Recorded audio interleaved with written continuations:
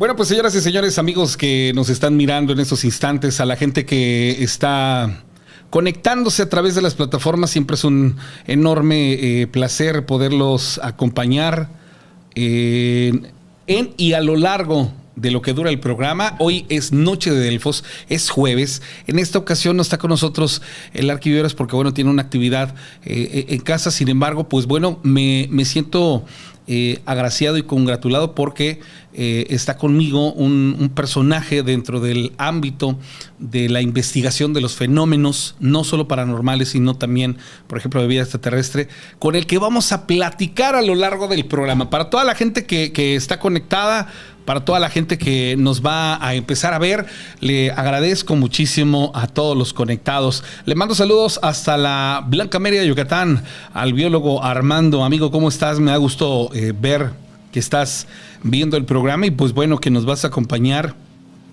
lo que comprende de aquí hasta la 1 de la mañana que dura el programa. Las siguientes 2 horas, señoras y señores, le puedo asegurar que vamos a revelar, vamos a platicar, vamos a contextualizar muchas cosas muy interesantes de los fenómenos y sobre todo por el hecho de poder platicarles todo lo que vive un investigador a lo largo de más de 2 décadas, pero más allá de todo ello, qué los lleva, cómo es que caen en este estilo de vida y más allá de todo ello. Pero bueno, lo presento.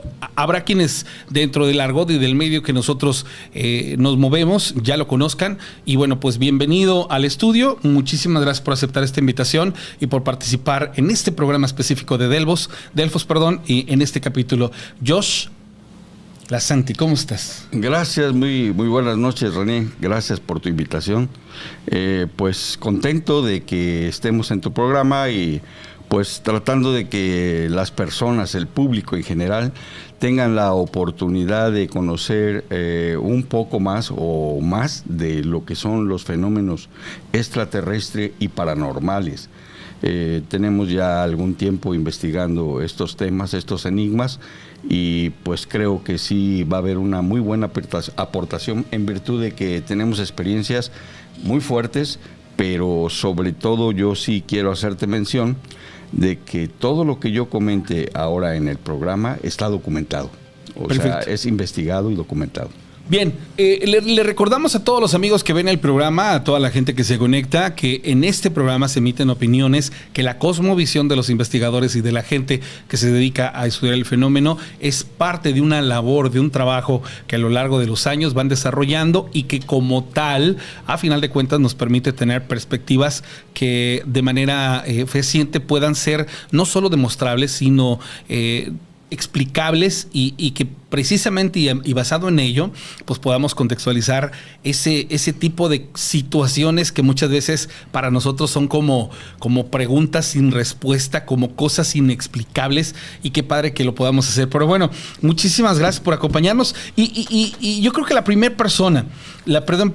pregunta que tengo que hacer es: ¿crees en los fenómenos paranormales? ¿Crees en la vida extraterrestre?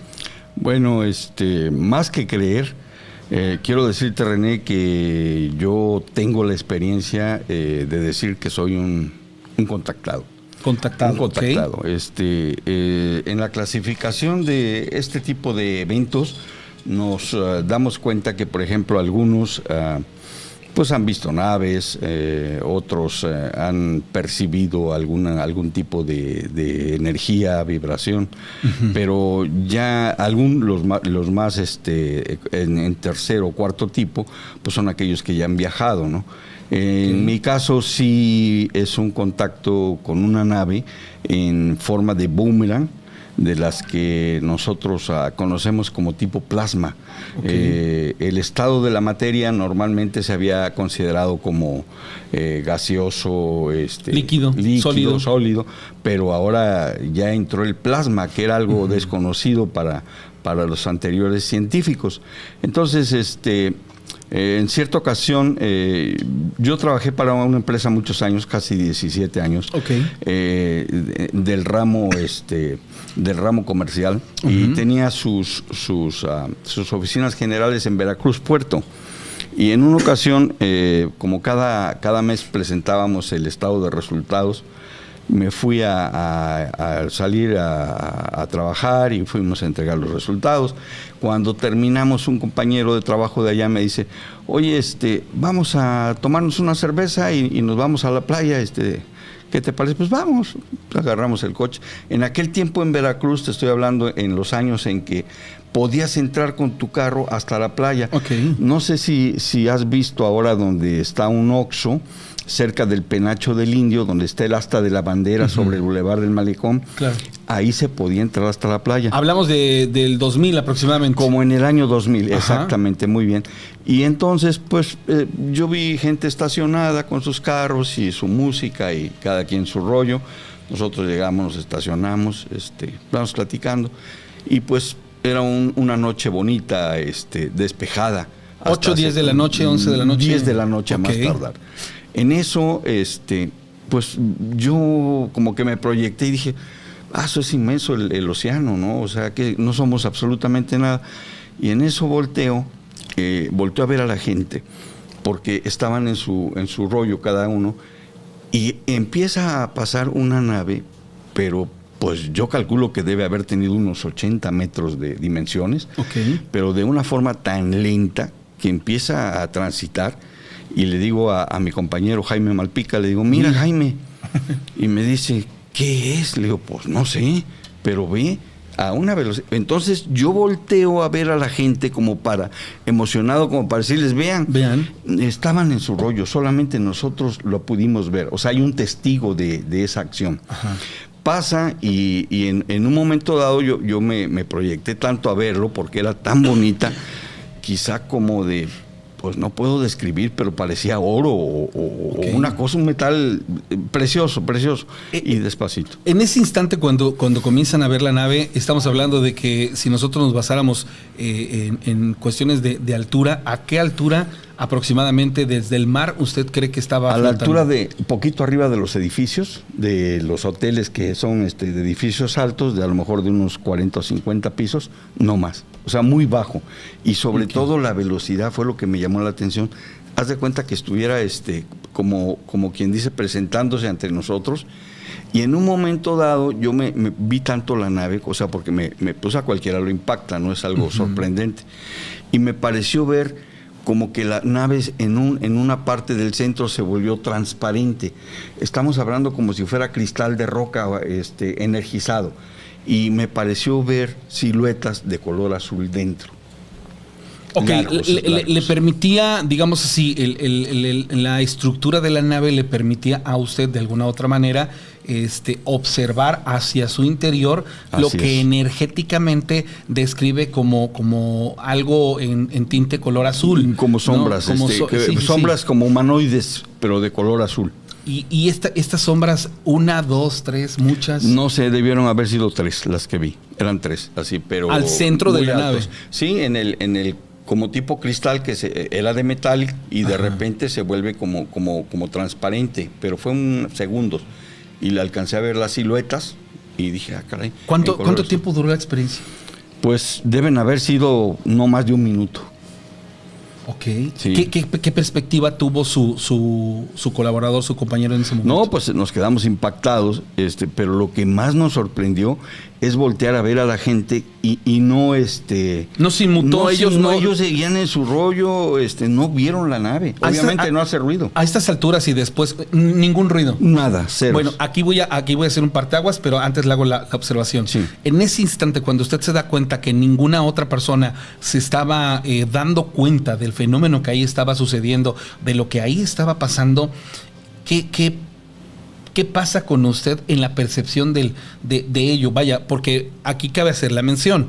Nos lo platica y nos dice, yo en una vida convencional, tradicional, empleado, un mortal normal, cualquiera, digámoslo como así. Cualquier persona. Espérame, no, o sea, a ver, tengo que digerir que yo o la persona que está conmigo, mi amigo, y yo estamos presenciando algo de primera mano inexplicable, algo que siempre ha sido mito, leyenda urbana, algo que sabemos que en algún momento hemos escuchado, pero espérame, o sea, tengo que recular y recapacitar y entrar en conciencia de que lo estoy viviendo. Sí, creo que lo primero que pasó por mi mente en ese momento fue el pensar que no era de aquí. O sea, no era una tecnología terrestre. Ok. Era completamente, te digo, parecía de oro, tan bonita, tan bella, que me atrajo. O sea, era una cosa preciosa. Y la forma de boomerang, y todavía en la parte de arriba se parecía a una cúpula. O sea, era algo sorprendente, nada más que las dimensiones eran muy grandes, o sea, era una nave grande. Y yo dije, pues esto no es de la Tierra, o sea, ¿qué es? ¿Quiénes son? ¿Por qué se presentan aquí? Esa fue la primera pregunta que me hice mentalmente. Hay una historia de un... que a lo mejor lo conoce, ¿Chucho Velázquez lo conozca? Sí, me suena. Bueno, Chucho Velázquez, locutor de todavía está, él es locutor de Oristerio en de Oristerio allá, exacto, sí. En la ciudad de Orizaba. Hace, no sé, por lo menos un año, Sí. tuve la oportunidad de, por medio de una llamada telefónica, que me platicara una experiencia que él y un amigo, que bueno, desgraciadamente ya falleció, tuvieron bajando de Puebla hacia Córdoba. Estamos hablando de las cumbres. Que ellos venían bajando, no sé si tal vez ya escuchó esa historia, y que agarran pues las curvas y saliendo de una, y de la misma manera iban ellos dos. Él llevaba una pierna fracturada, iba enyesado. Sí.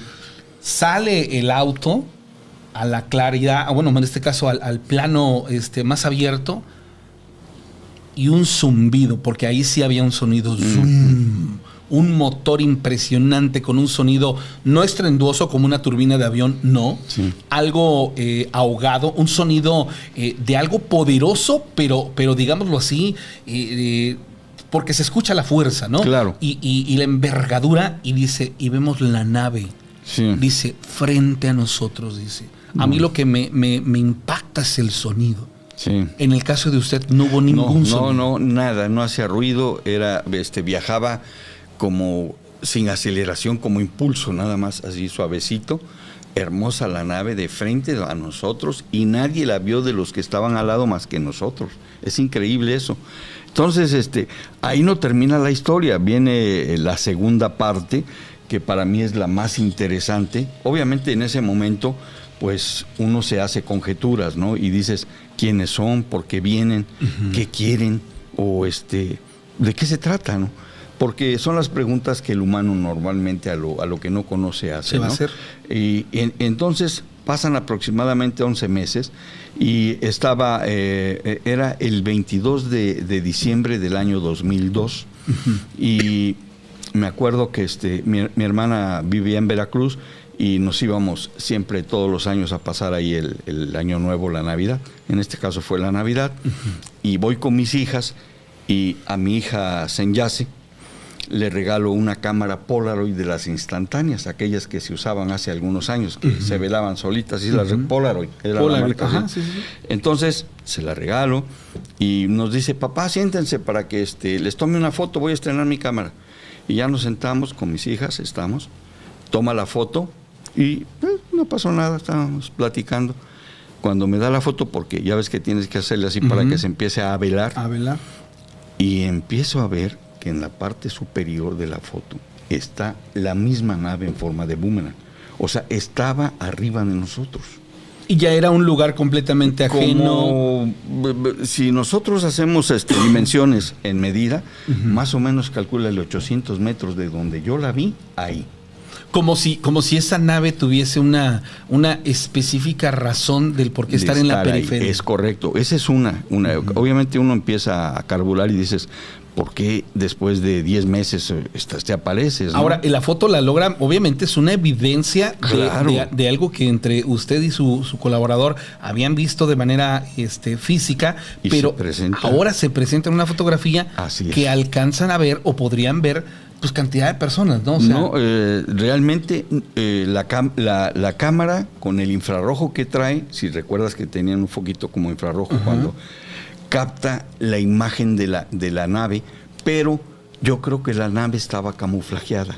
O sea, no la veíamos porque estaba arriba de nosotros. Tanto que mis hijas me dicen, oye, papá, ¿qué es eso que salió? Porque haz de cuenta que te sientas en el malecón de Veracruz y no tienes más que mar en la parte de atrás. Claro, se va y a la lejanía. Se va a la lejanía y luego para acabarla de fregar son escasamente como unos 3 metros desde lo que es la playa o donde entra el mar a la altura de donde pusieron, digamos, la muralla, ¿no? Entonces dices, bueno, pues ¿qué pasó? Y entonces mis hijas me dijeron, papá, ¿qué es eso que salió?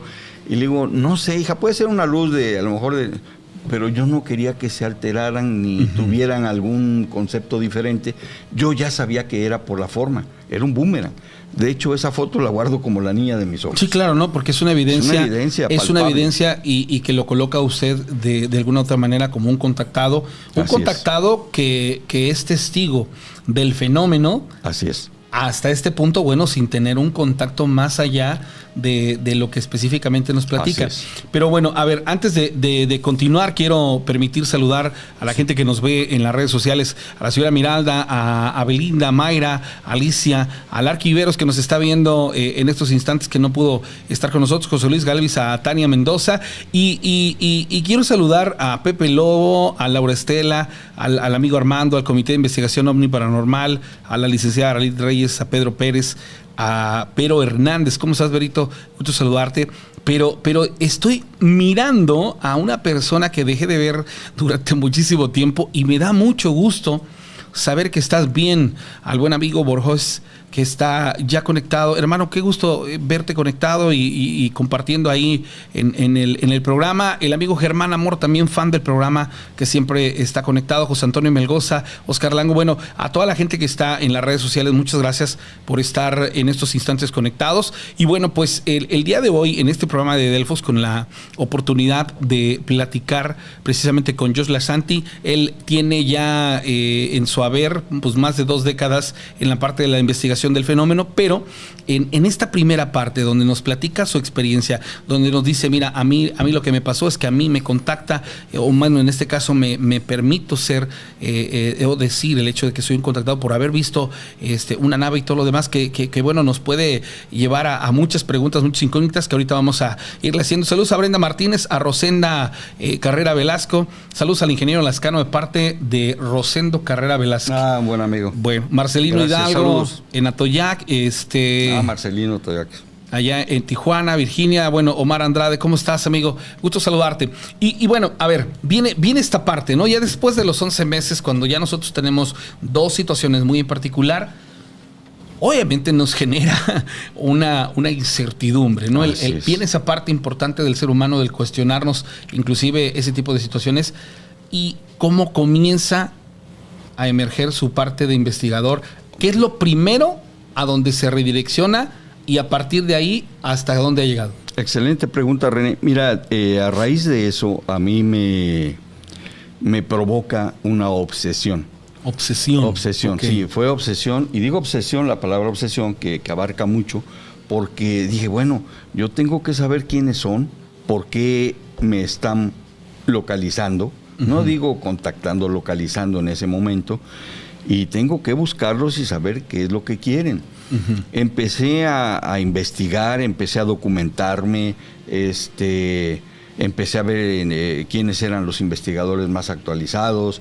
En fin, empecé a crear inclusive un grupo de investigación de amigos que les gustaba el tema. Me acuerdo que hasta compré una camioneta tipo van exclusivamente para salir a hacer investigaciones. Los fines de semana ya teníamos, fácil, hicimos unas 250 salidas, para que tengas una idea, de ese vuelo. Y claro, nosotros... ¿A qué puntos? No, nosotros fuimos a diferentes partes de la República, e inclusive aquí en la zona del estado de Veracruz también, con los límites de Puebla. Te quería comentar en donde dices que estas personas, sí, el caso de estas personas que venían bajando por las cumbres, esa zona es hay mucha actividad, ¿sabes por qué? Porque tienen el volcán cerca. De hecho, en el volcán lo que nosotros veíamos más seguido, cada vez hemos ido unas 15 veces al volcán, pero lo que veíamos eran más las naves tubulares. Que se han convertido de unos años para acá, y gracias a las redes sociales, en videos que de alguna manera gente con celulares ha podido grabar, las cámaras que están allá en el telescopio y todo lo demás, que ha permitido ver esos cilindros. Así es. Entrar al magma de prácticamente al centro del volcán. Sí. Pero no se ha podido, bueno, yo no he visto una explicación fehaciente que diga yo, me queda claro que clara es esta esto, situación, ¿no? Pero bueno, usted empieza a hacer viajes en medida de encontrar testimonios y coincidencias. Y buscarlos. O sea, yo quería el contacto con ellos. ¿Qué pasa con ese trabajo?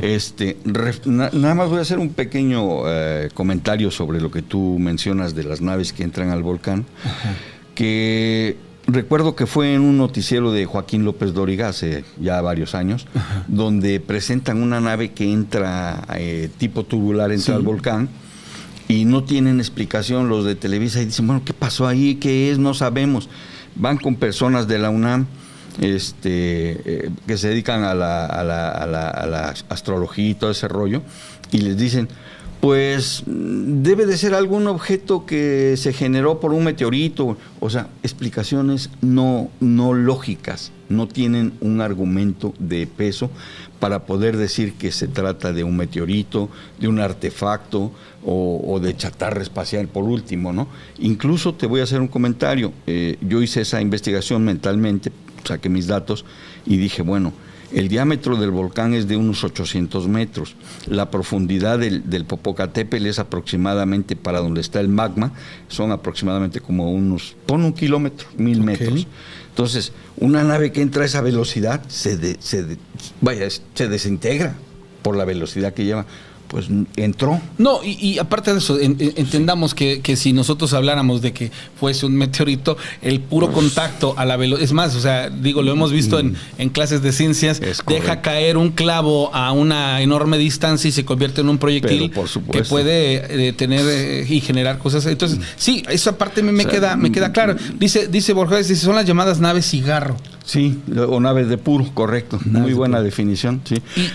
Sí. ¿Y qué pasa entonces cuando usted empieza a buscar? A ver, ¿se encuentra usted testimonios? Sí, nosotros empezamos a buscar en diferentes partes. Recuerdo que uno de los primeros lugares que fuimos a investigar, y eso fue por una amiga que vive en Jalapa, cuando supo que andábamos investigando a los extraterrestres, a los visitantes, a los seres de otros planetas, dimensiones, galaxias, me dice, oye, ¿ya fuiste a Chavarrillo? Y le digo, ¿Chavarrillo? ¿Dónde es eso? Está de Jalapa rumbo a Tuzamapa. Digo, no, pues no conozco. Te recomiendo. ¿Por qué? Porque ahí hay avistamientos siempre. Yo dije, ¿en serio? Sí. Pues agarro a mi grupo, agarramos nuestra camioneta de misterio a la orden, ¿te acuerdas? Sí, claro. Y ahí vamos, ¿no? Bueno, cuando llegamos, impresionantemente había un niño ahí, que nos dice, hey, ¿a dónde van? Le digo, pues venimos aquí. Ah, los ovnis. O sea, ya. Era como una romería. La gente estaba conectada con ese medio y llegamos. Era una explanada muy bonita, arbolada, pero todo enfocaba a un cerro. Y entonces el dueño se apellidaba Zarco. Hice amistad con él y mira, somos un grupo de investigación, queremos ver si podemos captar algo, traemos equipo y en fin. Ya para entonces habíamos comprado cosas para ver y avistar. Y me dice, pues sí, aquí se presentan diario casi, bueno, pues vamos a ver. Y sí, empezamos, pero haz de cuenta, casas de campaña, era como un fin de semana para la familia, ¿no? Niños con sus binoculares y telescopios. Y ahí estábamos haciendo lo que tú llamaste vigilia nocturna, sí. Entonces, pues sí, Chavarrillo es una zona de mucha actividad, sobre todo en ese cerro. Entonces, yo me preguntaba, porque te vas desarrollando como investigador, y dije, estos seres que nos visitan definitivamente tienen que buscar algo, o sea, no es fortuito que lleguen a la Tierra nada más porque sí. Puede ser algún mineral, alguna sustancia que la utilicen o les sirva. Y yo creo que esos cerros posiblemente contengan algo, pues que nuestra capacidad no sabemos qué hay adentro, ¿no? Y ellos a lo mejor la pueden detectar. Vamos a dimensionar esto poco que me han platicado. Yo lo veo así. Digo, bueno, ok, es una nave. Vamos a contextualizarlo así, solamente es una apreciación. Es una nave alienígena, sí, extraterrestre, no terrestre, con la capacidad en construcción de tolerar el calor y la condición de un magma. Así es. Y la diferencia de un cerro a un volcán es que el volcán ya está perforado. Así es. Tiene toda la lógica del mundo. Si nosotros lo queremos magnificar, decir, ok, bueno, a ver, lo quiero explicar. La nave o lo que viene ahí busca ese mineral. Es muy entendible que tiene las condiciones para atravesar el magma y llegar al punto en donde está ese mineral y con toda la lógica del mundo lo extrae y se va. O sea, realmente, o sea, si lo quieren ver ustedes de una manera coherente, correcto, tiene sentido. Sí, por lógica, sí. Ahora bien, en los lugares en donde no hay este cráter, en donde hay ese tipo de avistamientos, ¿podríamos hablar de cuevas? Sí, investigamos también varias cuevas, entramos a ellas, buscando también lo mismo, ¿no? Pero ahí nos sucedieron cosas que entran en el ramo, vamos a hablar la palabra paranormal, no tanto de extraterrestre. Bien. Pero, por ejemplo, hicimos una investigación muy buena. Te digo, yo, como les comenté en un principio, todo lo que yo estoy mencionando, comentando, está documentado. O sea, todo está evidenciado. No tenemos nada de que lo leímos. No es especulación. No, es real, todo es real. Okay. Fuimos a hacer una investigación en un lugar que está entre los límites de Puebla y Veracruz, rumbo a Tehuacán.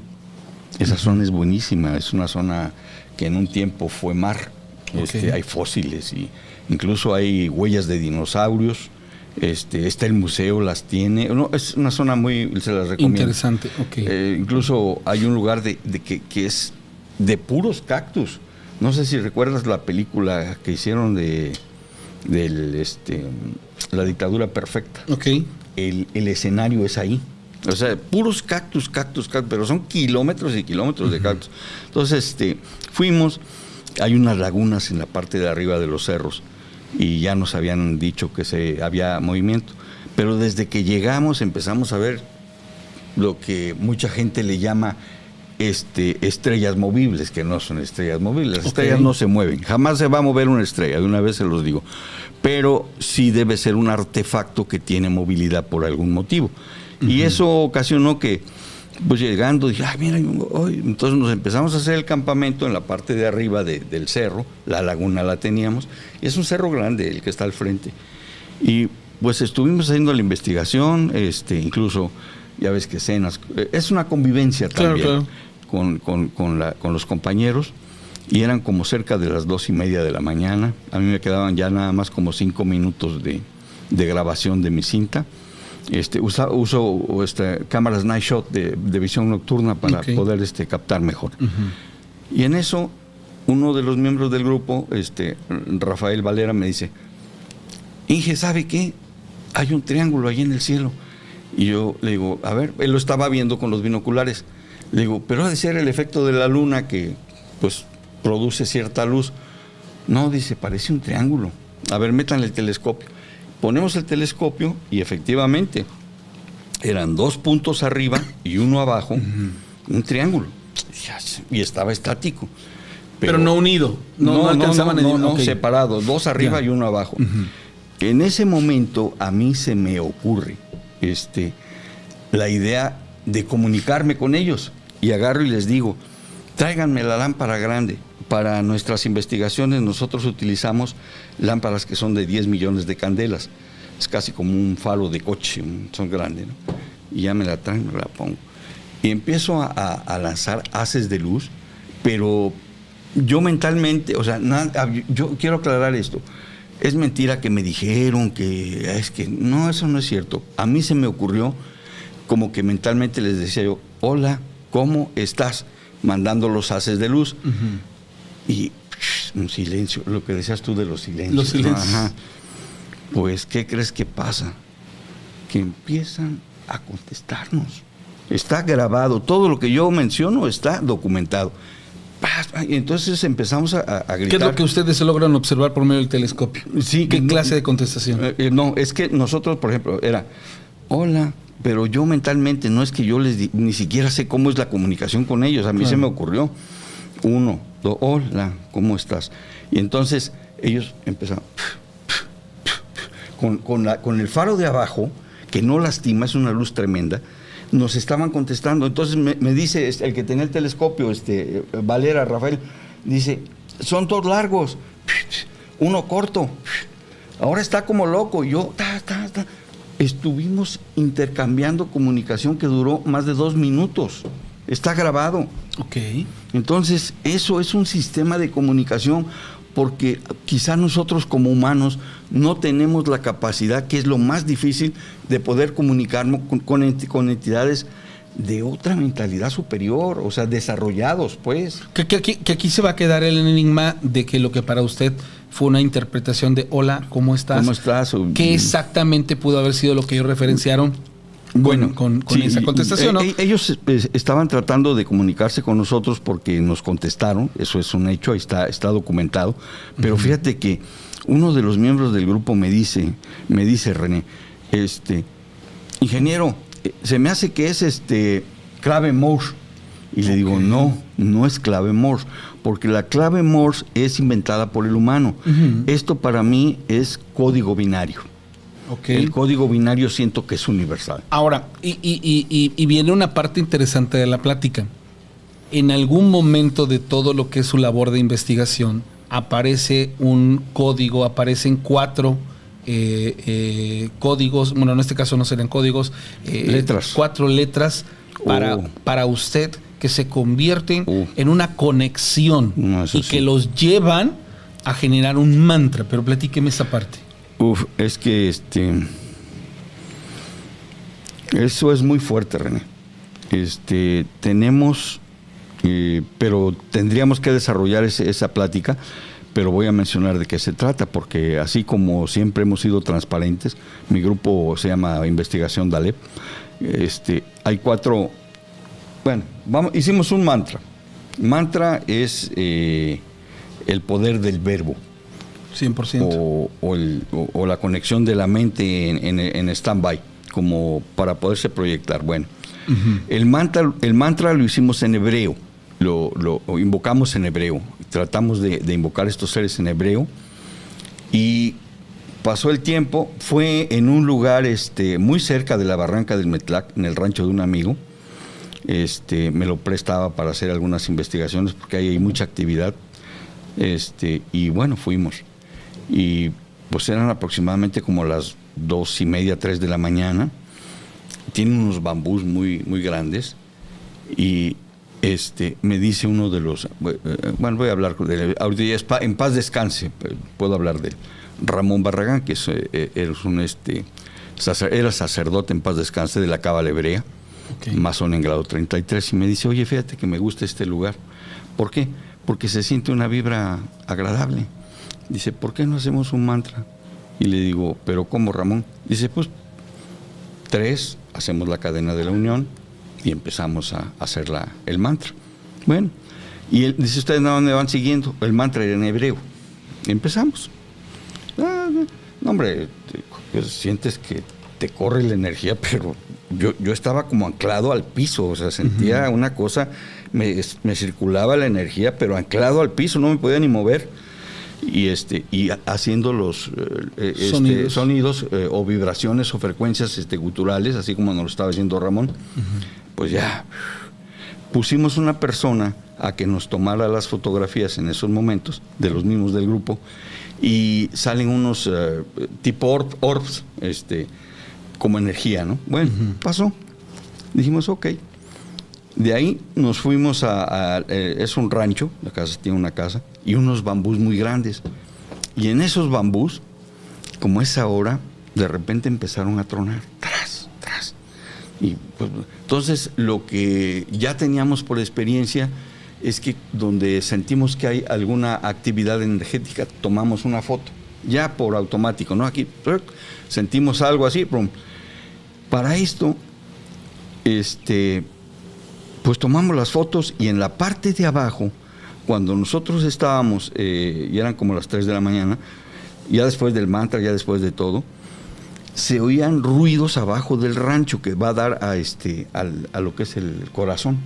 La barranca. La barranca del Metlac, el corazón, el río del corazón. Y entonces empezamos a escuchar ruidos abajo y dijimos, ¿qué será? Pues no sabemos. Pero parecía como un torbellino, como el viento. Bueno, pasó. Al otro día entramos en un sueño como a las 3:30, 4 de la mañana. Pero ¿colectivo? O sea, colectivo, todos. Okay. Nos dormimos y para esto fueron como 2 horas de sueño. Todos nos quedamos bien dormidos. Y a las 6 de la mañana nos levantamos y dijimos, vamos a ver qué pasó abajo, porque se oía un sonido como ajá. Y vamos y encontramos en una especie como de corredor árboles arrancados de cuajo. Pero así está filmado, todo está documentado, por eso lo dije. Y arrancados de, bueno, ¿qué pasó aquí? No sé. Todavía no habíamos visto que habían puesto lo de las 4 letras o mensaje en hebreo. Y en eso, pues aparece... No teníamos explicación por qué. ¿Qué arrancó, no? Un árbol. ¿Qué lo hizo? ¿Qué tipo de ser, qué tipo de energía, qué tipo de... ¿Qué pasó ahí? Claro. Sí, no sabíamos cómo explicarlo, ¿no? Uh-huh. Bueno, pasó. Entonces, al otro día, fue del domingo para el lunes, llevé a revelar. En ese tiempo eran rollos de 35 milímetros, ¿te acuerdas que eran los que se usaban para las cámaras? Sí. Y llevo a revelar, me dice, se las tenemos para en la tarde, bueno. Y ya en la tarde, que veo, aparece la fotografía y a mí se me hizo raro porque en una parte de la fotografía se veía, está la casa, está una planta preciosa, muy antigua, pero estaba corrida hacia acá y yo le dije, bueno, no puede ser, ¿por qué? Y entonces veo una especie de muro, como si fuera un muro. Y no hay muros ahí, o sea, no puede existir un muro pegado a la casa si es un terreno grande. ¿Qué es esto? Y lo empiezo a analizar y hablo con Ramón y le digo, oye Ramón, quiero que veas esta fotografía, no sé qué es, por qué aparecen estas cosas así, este muro que no está, pues tú estuviste en la casa también, a ver. Dice, parece hebreo. Uh-huh. ¿Cómo hebreo? Sí, son símbolos hebreos. Aquí lo interrumpo, ingeniero. La persona que pregunta qué es Belinda, ¿por qué en hebreo? Porque recuerden que ellos hicieron el mantra en hebreo. O sea, para que me entiendan, lo contextualizamos así. Tal vez ellos, porque lo hicieron en ese sistema. Pudieron haber ocupado otro tanto, pero bueno, aquí la persona que lo generó tiene pues la sapiencia para saber cómo, por medio de ese sistema, hacer los sonidos y provocar esta situación de los mantras. Sí. Si ustedes no están relacionados con el rollo de los mantras, acuérdense ustedes, hubo una temporada que hablamos de los japamala y de cómo se utilizan los japamalas por medio de los mantras, que son precisamente por el poder del verbo, el que nosotros aplicamos, inclusive hasta situaciones de sanación para el cuerpo. ¿Por qué? Porque somos energía y la energía por medio del sonido vibra en diferentes espectros, y esos espectros hay para hacerlos que sean altos, y bueno, esto nos funciona cuando nos enfrentamos a fenómenos paranormales por medio del verbo, que es nuestra primera herramienta para enfrentarlos. Pero bueno, allá sí me estoy yendo para allá, pero regresando a esta parte, por eso es que encuentran estas imágenes, 4 símbolos. ¿Qué pasa ahí? Sí, entonces voy con Ramón. Ramón me dice, hice la misma pregunta que hace la persona que nos está mandando el escrito, que yo le dije, ¿por qué hebreo, Ramón? Dice, pues porque hicimos el mantra en hebreo, la misma contestación que tú acabas de dar, René. Y entonces dice, a ver, déjame, saqué varias copias de la foto, y le digo, te dejo una para que me la analices. Entonces, no, hombre, quedé impresionado, porque yo no paré con Ramón, o sea, yo fui con expertos de lenguas muertas. Okay. Fui con sacerdotes de la religión católica, algún conocido aquí en Córdoba también, y bueno, me metí, haz de cuenta, era una obsesión por saber qué decían esos 4 signos. Sí, no. ¿Y qué encontró? Bueno, Ramón me explicó que el hebreo es uno de los idiomas más completos que existen en el planeta. Vamos a decir, no digo universo porque no sé, pero en el planeta sí. Y yo dije, ¿en qué te basas, Ramón? Dice, por lo siguiente, mira, el hebreo son 22 letras, y tiene significado en números. Cada letra vale un número. Tiene significado en colores. Cada letra tiene un color. Tiene significado en notas musicales. Y tiene el significado literal. Ah, caray. Digo, pues es demasiado completo, sí. Y yo dije, ah, caray. Entonces, mi grupo de investigación, su nombre es Dalet. Pero Dalet no es que sea un nombre rimbombante, bonito, no. Es la primera letra del mensaje que aparece ahí en la fotografía. Y entonces, su significado literal en hebreo significa puerta. Y entonces empiezo a investigar y les voy diciendo los nombres de las letras, pero obviamente que pues, muchos no sabemos el hebreo. Yo me tuve que meter como no tienen ni idea. La parte de abajo de la letra, la primera, es Tet. La segunda es Alep. La tercera es Iot. Y la cuarta es Dalep. Si nosotros nos vamos al significado literal, es decir, lo que significa cada letra, la primera significa boca o lengua. La segunda significa fuerza. La tercera significa mano. Y la última significa puerta. Entonces, si nosotros hacemos la traducción, nos da un resultado que dice, con la palabra tendrás la fuerza para que con tu mano puedas abrir la puerta. De nuevo, ingeniero, con tu... ¿Cómo es la interpretación? Con la palabra tendrás la fuerza para que con tu mano puedas abrir la puerta. En el análisis de la frase, digo, porque esto obviamente yo en estos instantes me provoca una expectación. Hay al Arquiviveros, a Borges, a Ethan Chévere. ¿Cómo interpretan esas cuatro, más bien ese contexto? Con la palabra tendrás la fuerza para con la mano abrir la puerta. Vaya, es algo enigmático en el sentido de que si regresamos a la parte del mantra, entendamos que estamos en la conexión específica para poder conseguir una comunicación universal, que esa es la parte interesante, sale una comunicación universal, un lenguaje universal que precisamente los dota, ¿no?, de esa conexión. ¿Cómo lo interpretaron ustedes? O sea, ¿cómo viene a darles un sentido esas frases? Sí, yo siento que como el hebreo es tan absolutamente grande, empecé a investigar y a saber, bueno, ¿qué está pasando? ¿Por qué lo ponen? Y esto significado. ¿Y sabes a dónde llegué? Llegué a algo que les va a llamar la atención porque les voy a decir, a una película. ¿Cuál? Pues en su época, fue de los 80s por ahí, se llamó Encuentros cercanos del tercer tipo. Y la hizo Steven Spielberg. Y se documentó, se apoyó en grandes investigadores de esa época del fenómeno extraterrestre, como era Jacques Vallée, un francés, y Hynek, el estadounidense, de los más sobresalientes en el tema de esa época. ¿Por qué me fui ahí? Porque no sé si recuerdan que les dije que el hebreo tiene significado en notas musicales, y tiene significado en colores, y tiene significado literal, en números y literal. Entonces, no sé si recuerdan cómo se comunicaban los terrestres con los extraterrestres que llegaron a contactarlos. Si recuerdan esa película, quienes lo hayan visto les vamos a platicar. Era algo así como... Claro. Era sonidos. Y... entonces, y los colores.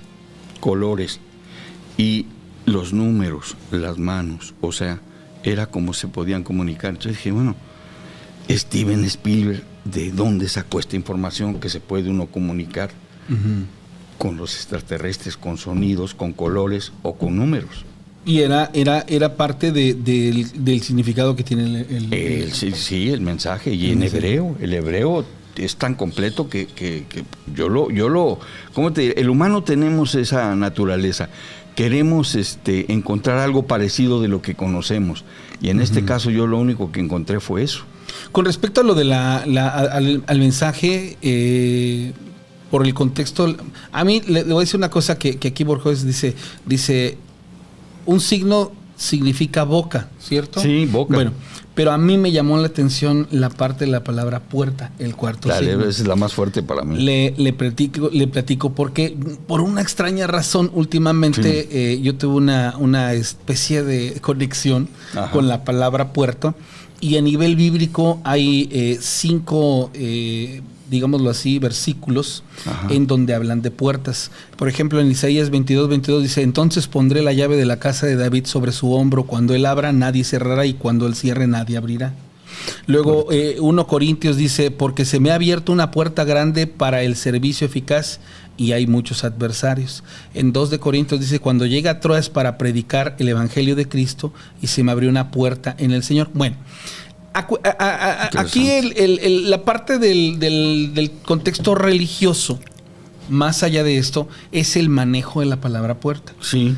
El significado profundo de la palabra puerta. Entonces, en donde yo, híjolas, me quedé así como de que, ay caray, o sea, cómo se empieza a desarrollar un contexto que, como dicen, bien lo dice, ¿no, ingeniero? Sí. Es el hecho de que te vuelves un apasionado del tratar de descubrir algo que ahí está, algo que se contextualiza, algo que se maneja, pero que no se aborda porque no hay un contexto necesario que te lleve a ello, y sobre todo porque implica muchos factores como el tener el espacio, el tiempo y cosas que los mortales cualquiera no tenemos. ¿Por qué? Porque o nos dedicamos a esa cosa o lo demás. Pero bueno, dice Germán Amor, saludos a Germán Amor, le mando saludos también a Ethan Chévere allá en Guatemala, le mando saludos a Marcos Rodríguez Ordinola. Mencionaba el Arquiviveros que el lugar del que estaba usted hablando hace ratito se llama San Juan Raya.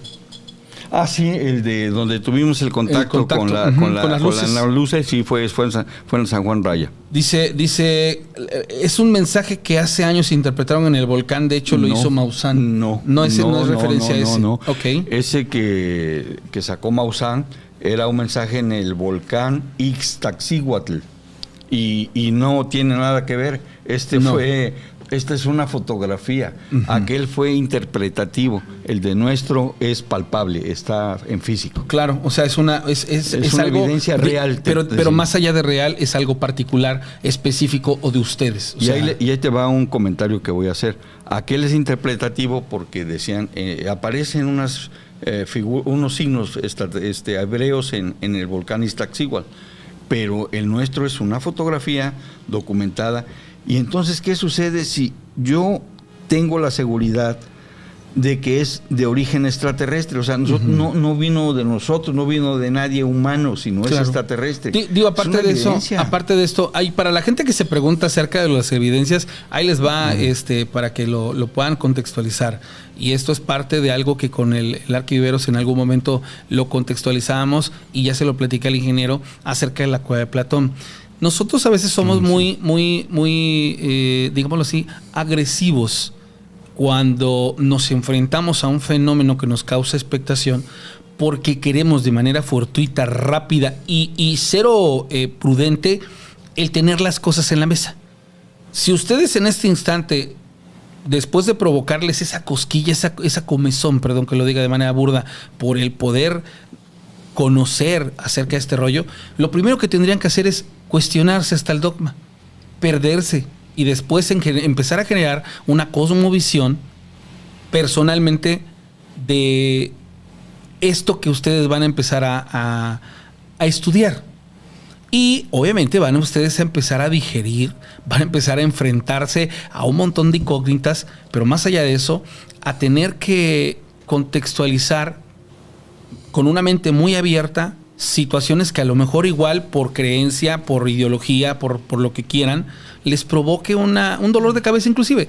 Pero ojo, este tipo de cosas, y se los digo así, yo entiendo, ¿no? Que hay muchas personas que de pronto dicen, pero yo quiero ver, ¿no? Yo quiero saber, sí, pero todo nos llega de manera extraña, porque también no lo puedo explicar, en su momento.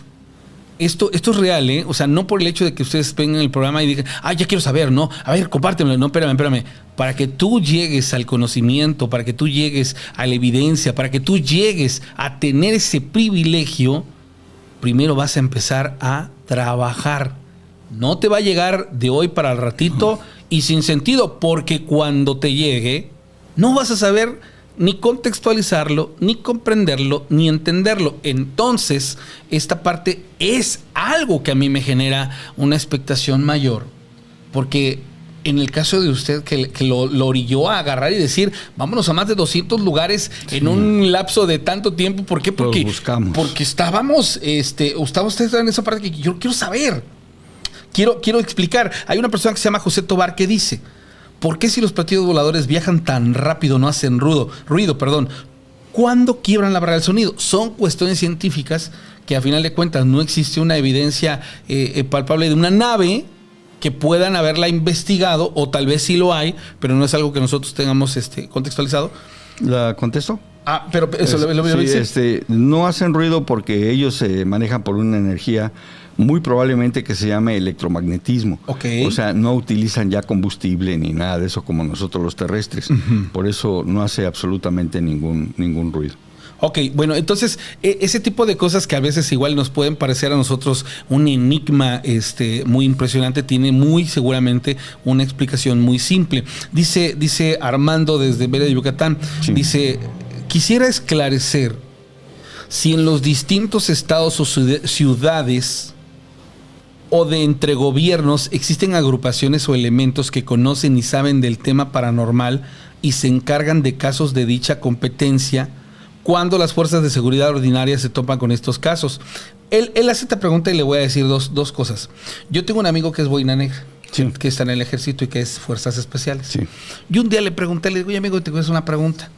Es muy hermético, es una persona también muy celosa de su envergadura. Claro. Pero logré que me dijera algo. Yo le dije, oye amigo, ¿qué hace el ejército cuando se enfrenta a este tipo de fenómenos que pues de alguna manera ahí están, sí. ¿Y sabe qué me dijo? Dice, en efecto sí hay un grupo especial que atiende este tipo de fenómenos. Yo nunca he tenido contacto con ello, yo nunca lo he visto, pero de que lo hay, ¿eh? O sea, eso no lo dudes. ¿Por qué? Pues porque tiene sentido común, sentido lógico.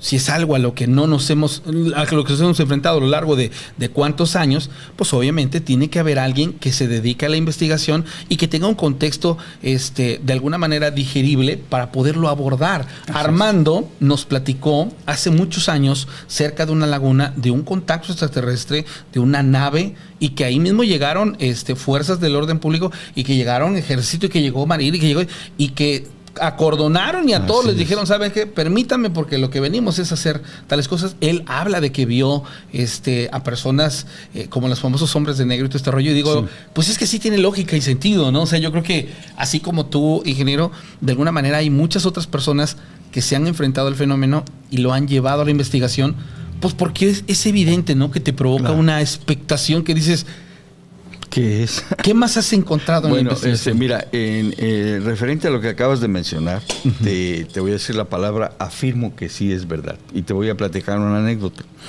Hace algunos años, creo que estaba Fox todavía de presidente,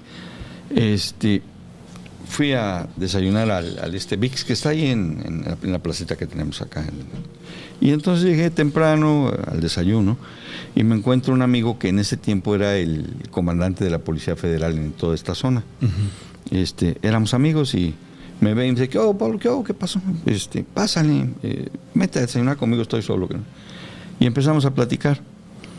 Y él sabía que yo investigaba algunas cosas, pero antes, ya ves que te comenté que tuvimos un programa en Orizaba, en una estación que tú ya conoces, y nosotros hicimos una investigación donde bajaron unas naves en un lugar que se llama Tomatlán, donde está la Virgencita enfrente. Tengo todo documentado.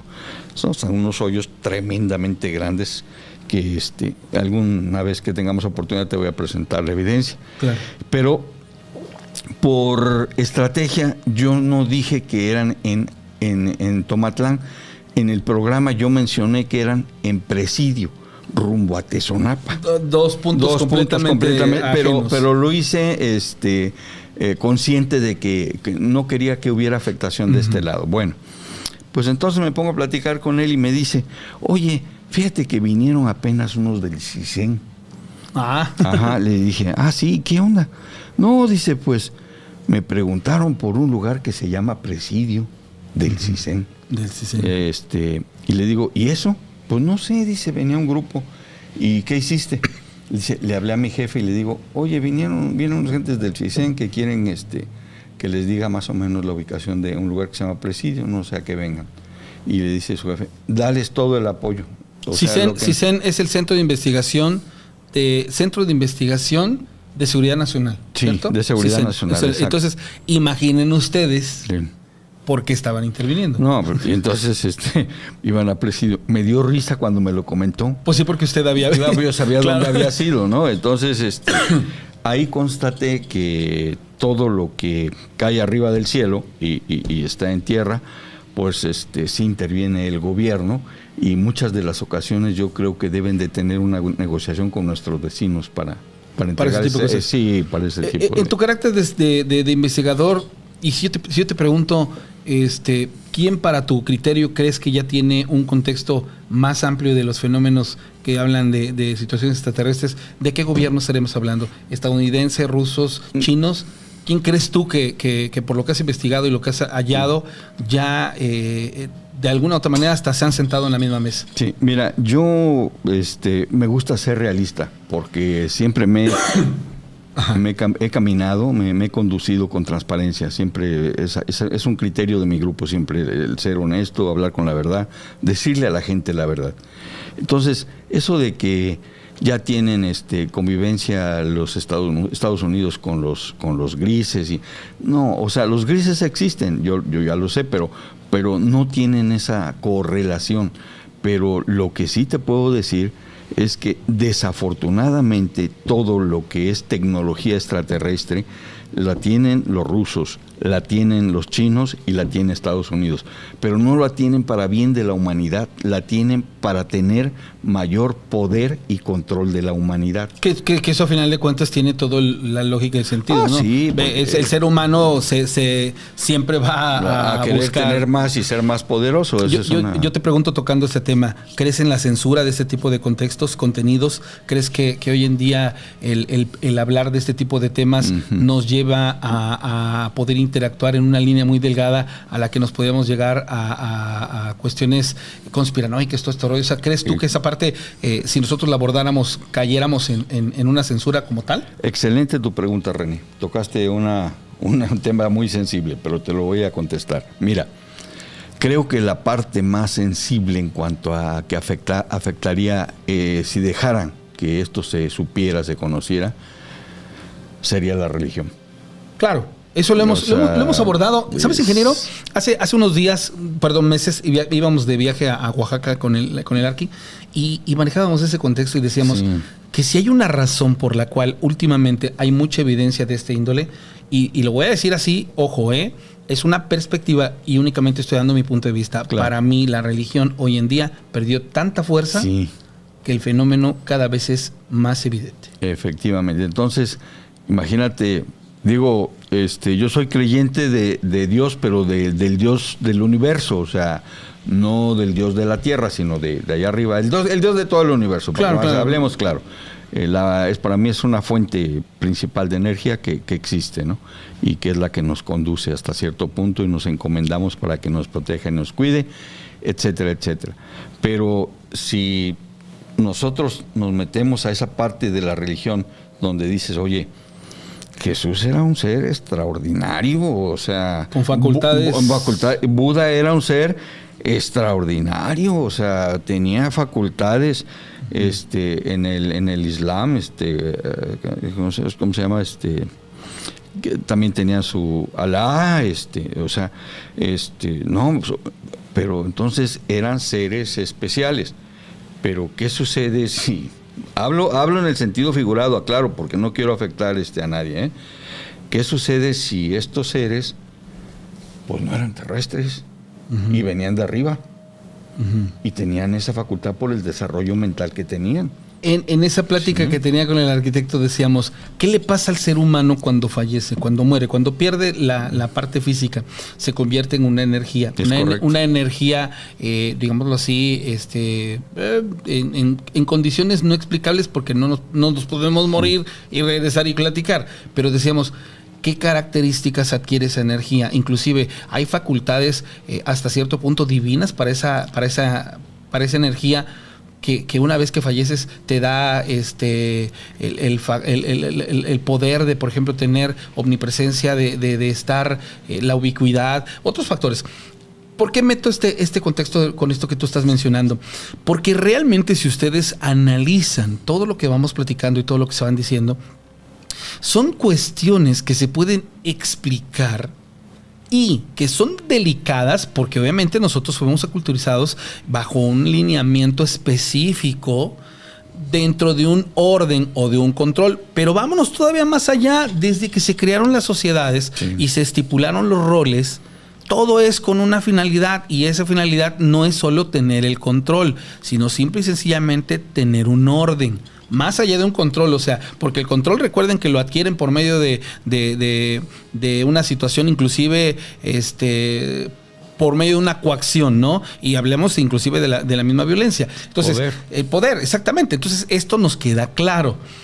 Pero se imaginan ustedes, por ejemplo, estos seres, las divinidades que nosotros hemos palpado en las diferentes religiones, y tener que abrir la mente y tener que decir hasta dónde puedo yo aceptar y hasta dónde puedo yo creer que esta situación pudiera ser real. Que lo que yo creo que es una divinidad como parte de un todo, en realidad es un ser con una característica elevada y que simplemente nosotros le dimos esa envergadura, porque recordemos que por medio del pensamiento homologado le podemos dar eternidad a las cuestiones terrenales, ¿sale? O sea, si 50 personas creen en el ingeniero y después de un pensamiento colectivo le pueden facultar ciertas habilidades. Pero ese es en donde entraríamos ya en contextos de qué es el poder de la fe o el poder de la mente. Y bueno, sensacional. Pero bueno, voy a leer unos mensajes que están enviando. Dice Borges, ingeniero, dice, el signo de boca, además de la palabra, puede significar sonido que se emite a través de la misma, así como los mantras, que muchas veces no son palabras y son solo sonidos en patrón. Así es. Boca, lengua también es lengua. Dice Scarlett Reyes, saludos desde Guadalajara. Siempre en el Río de Corazón se ven cosas como duendes o la Llorona. Sí, ok. Grabamos la Llorona ahí. La voz, sí, ahí abajo. Dice, ¿ha visitado o ha documentado alguna evidencia en la Huasteca Potosino? No, allá no hemos asistido. Estuvimos en Querétaro, en la Peña de Bernal. Dice Alexa Porres, ¿estas entidades vibran diferente a nosotros? Sí, también aquí no he tocado el tema de las famosas dimensiones. Okay. Nos hemos dado cuenta que los seres que nos visitan son dimensionales, algunos, dependiendo del grado de su evolución. Bueno, ya voy a meterme un poquito a lo que hemos buscado, localizado, lo que encontramos. Estos seres que me contactan, les llamo Merkabahs. Merkabahs es un vehículo de transportación de luz, porque los tengo fotografiados, todo está evidenciado. Parezco disco rayado, pero tengo que aclararlo, porque lo mío no es de que yo digo que no, está evidenciado. Documentado. Me permitieron fotografiarlos y son una especie de prismas. Adentro viajan ellos, se ve la cara del ser, no digo extraterrestre, del ser, y tienen una característica como estilizada, como de seres estilizados, y me permite entender que solamente con las cámaras es posible verlos, lo cual se puede decir que son dimensionales. En la parte de la barranca del Metlac, donde menciona este amigo que se está comunicando, tuvimos la oportunidad de grabar o fotografiar unos seres Merkaba, y uno me sale a la mitad. Entonces, ahí no hay vuelta de hoja. Si son prismas completos, ¿por qué me sale a la mitad? Lo cual nos quiere indicar que o está entrando o está saliendo de la dimensión. Y cuando están entrando a la dimensión son grisáceos. Cuando ya están dentro se vuelven luminosos. Los tenemos fotografiados. Pero sí, existe la dimensión. Dice, bueno, ahí hablando de las dimensiones, ¿cuál es tu opinión de los pleiadianos, reptilianos, grises? Porque ahí entendamos que son dimensiones. Sí. ¿Cuál es tu punto de vista sobre el pleiadiano, sobre todo por la envergadura que se le da como creador, claro, como en este caso el contexto con los seres humanos, y sobre todo, bueno, pues la parte de que los reptilianos, por ejemplo, son los del orden mundial, o sea, que son los malos. ¿Cuál es tu opinión de ellos? Ok. El universo es dual. Existe el positivo y el negativo. Eso ténganlo en cuenta, porque pues aquí en la Tierra ustedes lo ven y lo perciben. No es un invento, no es algo que nosotros queramos decir que así existe, que no existe. No, el universo es dual, existe lo positivo y negativo. Claro. Y así como hay seres que pueden actuar de forma positiva, también hay algunos que son negativos. El negativo es el menos evolucionado. Es el que está todavía en transición. Puede ser una cuarta dimensión, pero ya los que andan como en quinta, sexta o séptima dimensión, que están muy evolucionados, entonces esos seres sí tienen una forma diferente de actuar, de ser. Okay. No se meten. Es como, por ejemplo, fíjense qué interesante. ¿Alguna vez ustedes se han preguntado de qué se alimentan los seres extraterrestres evolucionados?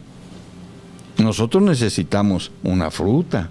Sí, un alimento para el cuerpo físico, para que puedan. Pero ellos. Energía. Exacto, energía. Que es la mejor manera de explicar el por qué entran las naves a buscar correcto. En el buque de eso. Digo, eso también me queda claro. Eso me queda claro.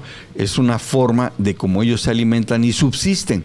Yo, en mi opinión muy personal, por lo que los he investigado, creo que ellos lo que ya buscan es la duración del tiempo, es decir, deben vivir a lo mejor, no sé si cientos o milenios de años, cuando nosotros nada más tenemos una vida a lo mejor en promedio de 80 a 100 años. Y eso viéndolo y eso es que te amable. Cuides, y eso que te cuides, ¿no? Y eso muy amable. Entonces, los seres, así como preguntan, sí se manejan por dimensiones. Creo que en el universo existe el bien, existe el mal, pero lo que sí deben de saber es que no hay que tenerles un temor. Los seres menos evolucionados, voy a hablar, los grises. Los grises los tenemos clasificados en tres tipos. El que mide aproximadamente de 2.10 a 2.20 es un gris alto, estilizado. Ese es el más evolucionado. Después viene el mediano, es semi-estilizado, pero anda como en estatura de 1.60 a 1.75. Y el chaparrito, el más común que hemos visto casi aquí en la Tierra, ¿no? Que debe medir de 1 a 1.20. Esos son muy comunes. Entonces, siempre los que abducen, los que hacen experimentos, son los seres grises chiquitos, que supuestamente vienen de la constelación Zeta Reticuli. Pero, ¿qué quiero decir? No es que sean a lo mejor malos. ¿Ustedes han pensado alguna vez en destazar un cerdo? Estás actuando mal porque estás matando un animal para comértelo. Y ellos a lo mejor somos su experimento. Somos sus cerditos, ¿no? Ajá, entonces, pues lo único que hacen es, pues a ver ese animalito que camina y que habla, pues tráigamelo para acá y vamos a hacerle unos experimentos. Me acuerdo del caso de Travis Walton cuando lo abdujeron, no sé si recuerdas ese caso. Y bueno, pues él dice que le hicieron cosas bastante fuertes. Entonces, quiero decirles que no todos son malos. Hay seres muy evolucionados que no tienen la necesidad por ningún motivo de hacernos daño. Porque yo siento yo siento que en ese equilibrio de la dualidad, esa dualidad debe ser universal. Sí, claro. ¿Por qué? Porque en todas las razas o en todos los seres tiene que entrar la conciencia de factores específicos, como por ejemplo, yo me pongo a pensar, si yo pudiese continuar con mi vida lejos del ritmo en el que yo me encuentro, con las enfermedades crónico-degenerativas a las que me hice acreedor por el tipo de vida que llevo y todo este rollo, yo digo, bueno, pero en algún momento de la vida, yo en un punto de mi evolución, tengo la facultad de trascender. La primera pregunta que me haría es, ¿con qué objetivo yo quisiera vivir 100 años más? ¿Por qué? Porque a lo largo de mi vida me he dado cuenta que la vida es ciclos. Así es. Entonces, cíclica. esos ciclos realmente no tienen un objeto de evolución trascendental en el ser humano como tal. Ojo, aquí podríamos entrar en cuestiones de si existe la reencarnación y cosas muy apasionantes, pero me voy a ir a un factor bien simple: el agua. Donde hay agua y en la condición que la pongas, se va a generar vida y esa vida va a evolucionar. Cierto. Entonces, dices, cuando te quieres magnificar y verlo contra eso, o sea, ese contraste tan impresionante, digo, ahí sí me gustaría poder tener la oportunidad de pasarme 100 años viendo la evolución sobre un balde de agua y lo que puede pasar en ese tiempo. O sea, yo lo estoy dimensionando de esa manera. Claro. Entonces digo, ok, los otros seres, quienes ya están en un grado más evolutivo, pudiesen haberse en algún momento dicho, no, espérame, a mí me llama la atención esa evolución. Me voy a sentar a observar cómo se da esa evolución. Así es. Y termina siendo algo fascinante. Hay una persona que compartió algo, dice, yo soy la puerta abierta que ningún hombre puede cerrar, decía Jesús. Uh-huh. Eso era un decreto. Otra puerta. Exactamente, muy, muy interesante esa parte. Bueno, le mandamos saludos a Martín Montalvo y hay personas que nos comparten. Dice Laura Nieto, buenas noches, hace muchos años, yo tenía como 8, y aquí en Vicente Guerrero, Río Blanco, en Los Cañales, dicen que llegó una nave que nosotros como niños fuimos varios, y sí recuerdo que vimos un círculo grande y las cañas quemadas y aplastadas rumbo a donde ya no hay unidades. Ahí esta historia la platicaron. Es verdadera. Es verdadera. Que llegaron inclusive, de una niña que está en un grupo de magufos, cuenta que a ella le tocó ver soldados americanos que que llevó los US Navy, que ella es testigo de haber visto. Entonces dices, ¡ay! O sea, qué fenomenal. Fue real, ¿eh? Sí, yo supe de esa historia porque se marcó en Los Cañales. Sí, fue cierto. Dice, ¿los hombres de negro serán extraterrestres? Pues yo ahí tengo ciertas dudas. Yo creo que son de alguna agencia de algún país que trata de obtener lo que las películas nos dicen es que son extraterrestres, pero no, en realidad yo siento que son de alguna agencia de los países desarrollados que tratan de obtener la evidencia de todo lo que cae del cielo para, pues no, bien de la humanidad, para tener mejor tecnología. Y que tiene todo el sentido. Dice Diana Bustamante, que te manda un saludo. Es una periodista, es una gran amiga, Diana. Dianita, te manda a saludar. Gran amiga. Saludos a Enrique Silva, Omar Combás, saludos al ingeniero Polo. Gracias, Omar. Ariane May dice, buenas noches, excelente programa, muchas gracias a todos los conectados. Vientos. Dice, el Maestro Jesús es uno de los más grandes metafísicos de todos los tiempos. Era muy evolucionado. Muy. Pero entonces recaemos en lo mismo. Sí. Yo no me acordaba, dije Alá, perdón, es Mahoma. Sí, okay. Mahoma, perdón. Termina siendo muy, muy interesante. Y por eso te toqué el tema de lo de la cueva de Platón, porque son temas sensibles. En todo momento, a lo mejor nosotros tenemos la perspectiva un poco más claridosa, pero más allá de eso, imagínate para una persona que apenas se está enfrentando a este tipo de conceptos de información y tener que digerir, magnificar y de todo, y de pronto, espérame, ¿qué estás diciendo, güey? Dice Borges, lo de la niña que vio los soldados de Estados Unidos. Amigo Borges, exactamente, nosotros tuvimos la plática con esta señorita. Fue una vez que fuimos a Zongolica, Gran dato, Borges, gracias por recordármelo. Yo entrevisté a esa señora mira. y ella nos cuenta que siendo niña, ella le tocó vivir eso y que habla precisamente de que vio a los soldados de Estados Unidos porque traían la bandera y traían el uniforme. Exactamente. Dice Robert Perala. Viene a tu mente de los pleyanos. El invitado sabe algo de Robert Perala. También fue abducido, pero como para hablar del mensaje de esta raza. No, voy a hacer un comentario. ¿De qué nacionalidad es ese Robert? Por el apellido no es gringo, pero puede ser, ¿no? Tengo en mi historia de investigador más o menos unos 25 casos de abducidos, de contactados, pero el que a mí más me sorprendió fue el de Orlando Ferraudi, de Argentina. Tengo el audio de la entrevista, en algún momento se los vamos a hacer llegar si gustas. Uh-huh. Increíble lo que me platica, o sea, dice que él fue el primer contactado argentino. Okay. Es una persona ya mayor. Que hago una acotación, ingeniero. ¿Qué onda con los argentinos y el tema del rollo de extraterrestre? El argentino, el argentino, el uruguayo, el chileno. ¿Por qué? Los argentinos tienen un lugar que se llama la Capilla del Monte, donde supuestamente hay donde entras unas cuevas donde viven los Erks, ellos llaman Erks.